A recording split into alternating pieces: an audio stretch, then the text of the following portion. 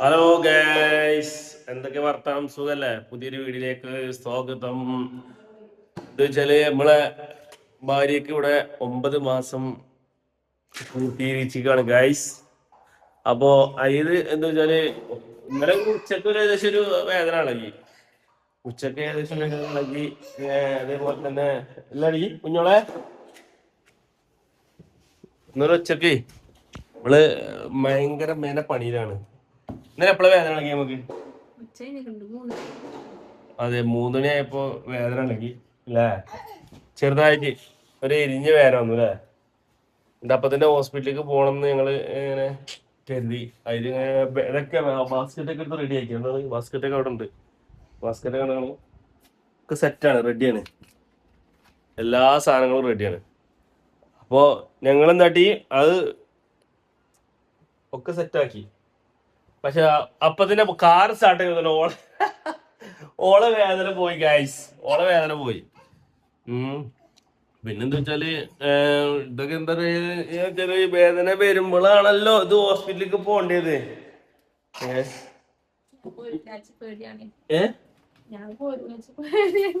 എന്തിനാക്ക് പേടി?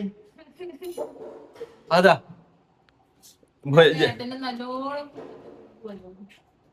വേദന നല്ലോണം കൂടിട്ട് ഇവിടുന്ന് പോരുള്ളൂ എന്ന് പറയണേ ഗൈസ്.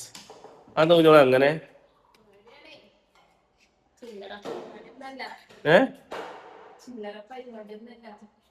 എന്താ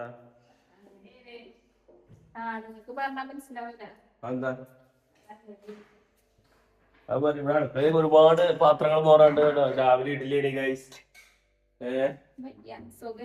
എന്ത് എന്ത് ചെയ്യണം?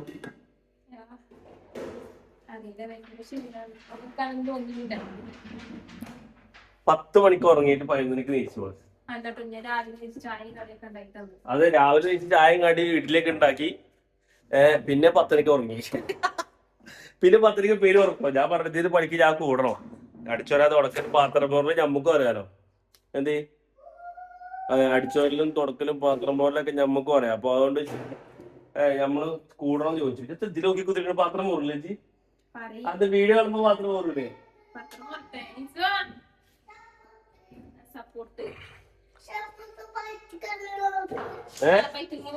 എന്താ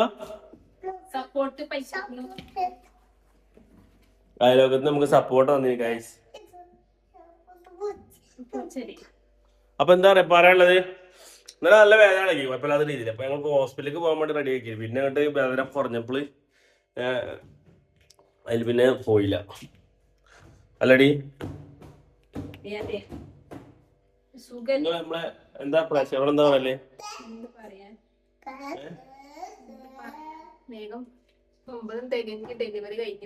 9 മാസം ആയല്ലോ. മൂന്നാം തീയതി വന്നാലാ തികയാ. ഡെലിവറി കഴിഞ്ഞാലുള്ളൂ ഞാൻ സാറല്ലോ. ഡെലിവറി കഴിഞ്ഞാല് എന്നോട് പറയണേ, ഡെലിവറി കഴിഞ്ഞാ ലിഫ്റ്റിക്ക് ഇതൊക്കെ ഇടും. വീഡിയോയില് വരുമ്പോ വേറെ വേറെ ഡ്രസ്സ് വരും. അതെ, ചില്ലായിട്ട് പോറും. അപ്പൊ നാലാമത്തെ കുട്ടിയാണ് വരാൻ പോണത് ഗൈസ്. അപ്പൊ എന്താ വെച്ചാല് ഇനി നമ്മള് ഇതേമാർക്ക് ആരും ട്രൈ ചെയ്യണ്ട. ഞങ്ങൾ 4 നിർത്തുകയാണ് അല്ലേ? നിർത്തണ്ടേ? 4 നിർത്തുകയാണ്. എന്താ വെച്ചാൽ കുറെ കുട്ടികളുണ്ടായിട്ട് വലിയ കാര്യമൊന്നുമില്ല. ഞങ്ങൾക്ക് ചെലവിന് കൊടുക്കണ്ടേ?